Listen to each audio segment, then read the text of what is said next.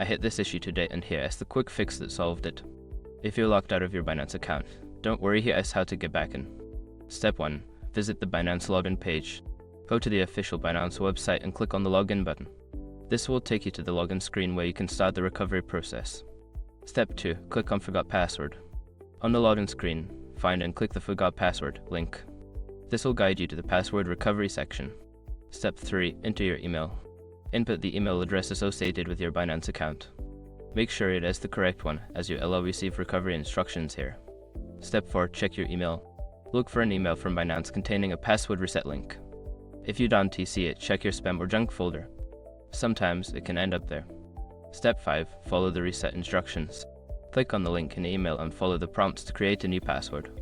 Make sure your new password is strong and secure. If you follow these steps, you should be able to regain access to your Binance account without much hassle. Good luck, and remember to keep your credentials safe.